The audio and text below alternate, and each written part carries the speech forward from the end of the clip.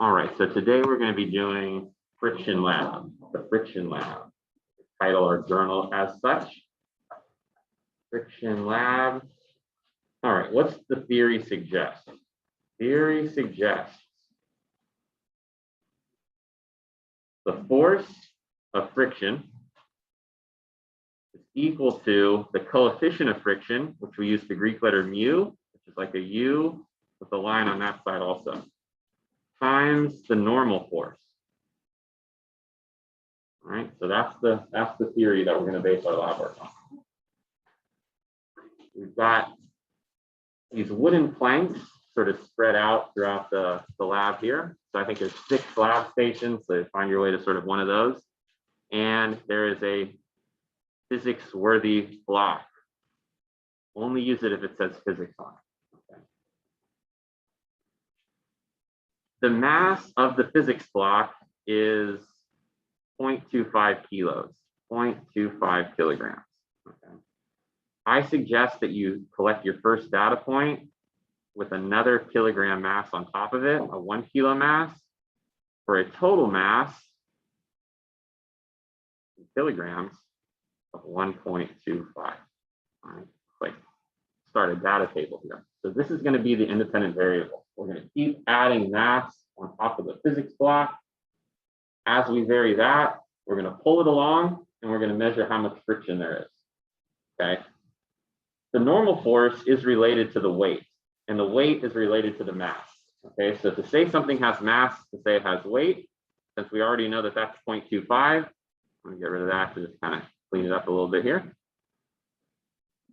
So weight acts straight down, and weight is equal to mg. And that conveniently fits right there in the data table. That's how it works. All right, so that's the next thing that we want to have. We want to calculate the weight of the mass that's there. So 1.25 kilograms times g. By now we know that g is 9.8. So just the product of those two things, right? When two quantities are like this, it's understood that we're multiplying them. I think that works out to be 12.25. You can check it in the calculator. That's in newtons, okay? Newtons of force, the force due to gravity is weight. If that were the only force acting on the block, then it would accelerate in that direction. There would be a resultant force, a net force, and it would move in that direction. The fact that the block just sits there means that there must be an up force, okay? And that force acts perpendicular to the surface, and the math word for perpendicular is normal. So there's our normal force. Right now, as you sit there, you have weight acting down. The normal force is provided by the chair that you're in, pushing back up. So you don't accelerate down towards the center of the earth, which is where the weight sort of vector wants you to go. So those are two forces. They're acting in the vertical direction. Let's consider the sum of the forces in the y direction, the vertical direction, is equal to mass times the acceleration in the y direction. We can sort of treat this dimension independent. It's not accelerating in the y direction, so the acceleration is 0. And so the two forces that are acting oppose each other. They must be equal to each other, right? So that's how it sort of adds up to 0. So we could say that, for example, the weight minus the normal force equals 0. If we add the normal force to both sides, then we've got weight equals normal force. So to be thorough, we're going to put the normal force in our data table. But keep in mind, it's just going to be the same number as that, right? They're equal to each other because of this. Newton's second law. Not accelerating, they must be equal to each other. As you continue to add weight and vary the independent variable, 2.25 kilos, 3.25, and so on, try to get 7 data points, the table is going to be able to provide as much normal force as is necessary to equal the weight, unless you somehow add so much weight that you just compromise the structural integrity of the lab bench and it collapses. So we don't want to do that, and there probably isn't enough mass in the lab to do that even.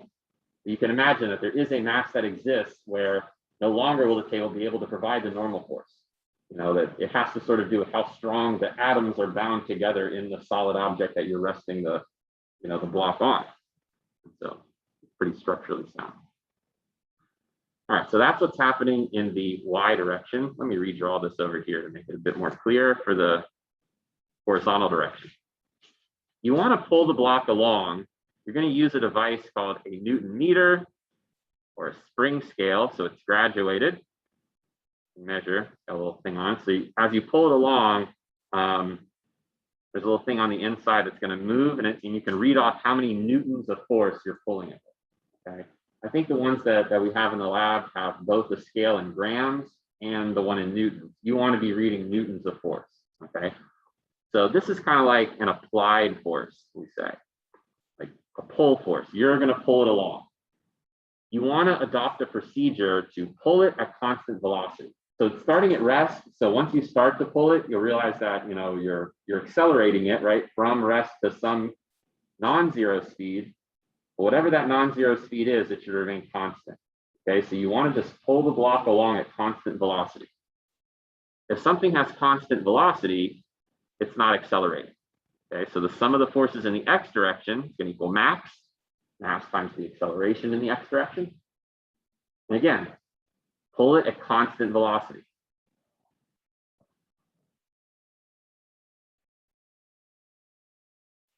Constant velocity means that the acceleration is 0. So there's an applied force, right? We're pulling it along with some applied force, and opposing that applied force is friction, right? The force due to friction.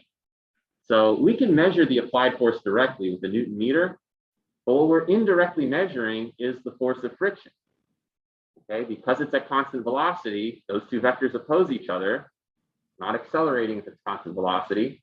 Just add friction to both sides, and we realize that whatever force we apply, we pull with, should equal the force of friction. You kind of think about it in terms of Newton's first law. If you say, well, if I pull something, I'm sort of creating an object that's moving, and objects in motion tend to remain in motion. But as soon as you let go of that, it comes to rest. Well, why didn't it keep on moving? We just set it in motion. It should keep right on moving. So the absence of your pull force is not why it comes to rest, but rather the presence of that frictional force, right? So that frictional force is opposing motion. So we're going to be able to read off from our spring scale, from our Newton meter, the applied force, newtons, and that's going to be equal to the frictional force due to friction. These capital F's are all forces, right? Also measured in newtons. So we'll have, I think that's a pretty complete data table. Vary the mass, and therefore the weight, right? So you just have to calculate the weight from the mass. We're on Earth here, where local G is 9.8 meters per second squared.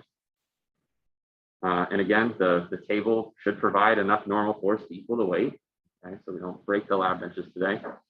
And the Newton meter, you can read off the applied force. Let's say for a value, I think around 3 to 5 for the surfaces we're testing. The coefficient of friction is specific to the surfaces you're testing. There's no better theory really than this. Like there's no theory that exists where somebody could say, oh, give me any two surfaces and I'll plug it into my equation and calculate what the coefficient of friction should be. Rather, you have to do an experiment like this to figure out what it is. So the higher the coefficient of friction, the more friction there is. Okay, so the rougher the surfaces are, so like sandpaper, we would have much higher values of mu. That's the Greek letter mu here, than just like this kind of smoother wood on wood surfaces that we're testing today. Okay. You always want to report sort of your conclusion, which is going to be the coefficient of friction, this quantity here. Report what surfaces you're testing. Okay. Well, how can we figure that out? We're not just going to use one data point. We're not just going to sort of pull it once and then plug in the friction and plug in the normal force and calculate it. That gives you maybe an idea about what the coefficient of friction is. It's much better experiment to vary one quantity, right? Measure something else as you vary it, and then plot a graph. Because theory suggests this, and we know how to work with lines, y equals mx, we're going to think about, okay, well, let's just plot these numbers here, the force of friction, on the y-axis against the normal force on the x-axis. And indeed, it should make kind of intuitive sense to you that as we increase the weight, the normal force is increasing, it's going to get harder and harder to pull that. Okay, as you stack up these masses on top of the wooden block and you start pulling it, you're going to realize that the force of friction is increasing. So there's a relationship between the normal force and friction as this theory suggests. Draw with a straight edge the best fit line, the line that best represents the trend in your data. Find 2 points which are not data points to calculate the slope. And this one's kind of nice because we plotted the normal force on the x-axis, we plotted frictional force on the y-axis. The coefficient of friction is just equal to the slope. So you don't have to like set it equal to 4 pi squared over g like we did with our pendulum lab, with our drop lab. I think depending on which set of data you use, you had to take the slope and set it equal to like 1/2 g or 2 g or something like that and solve for it. This one is just whatever the slope is, that's the coefficient of friction. The coefficient of friction is a true coefficient. There are no units associated with it because it's a ratio of those two forces. Like if I divided both sides of this equation by the normal force, I could realize that the coefficient of friction is equal to the frictional force divided by the normal force. The units of each of those are newtons. So the coefficient of friction, those units cancel. So it's just a number. And again, it's a number that kind of tells us how rough or how slick or how smooth the surfaces are. A coefficient of friction of like, close to 0, things that are really smooth, like ice. Coefficient of friction that's, higher, like I mentioned earlier, like sandpaper, something that's very rough, right? So the higher this number is, the rougher the surfaces are, the more friction there's going to be. So find the slope. Slope equals the coefficient of friction. And you're going to want to report your answer like mu equals whatever number that is. There are no units with this one. But report what surfaces you tested. Okay, so you can test the wooden block and the wooden plank. Let's give credit to a lab found in the active physics textbook. On page 210, there's a lab which is entitled Frictional Forces, the mu of the shoe. You can kind of see down here that they've got a little spring scale on here, right? So you can imagine why it might be important for like engineers to know about friction between like basketball shoes and basketball courts. There's a practical purpose for learning this, where in those sports you really need to have, good friction, pivots and things like that. So if you want to, you can test your shoe, but you can just test the wooden blocks, the weights inside of your shoe. If you wanted to have a sort of a procedure to consult in front of you, you can get one of these active physics textbooks and use, on page 210, like I said. But if that made sense the way I just explained it, you can go ahead and start. You can see kind of the apparatus out here. You can also wait a moment, and this explanation will be uploaded to YouTube. You can watch it at your leisure. This has been the beginning of Friction Lab with Dr. Schleifer. We'll see you next time.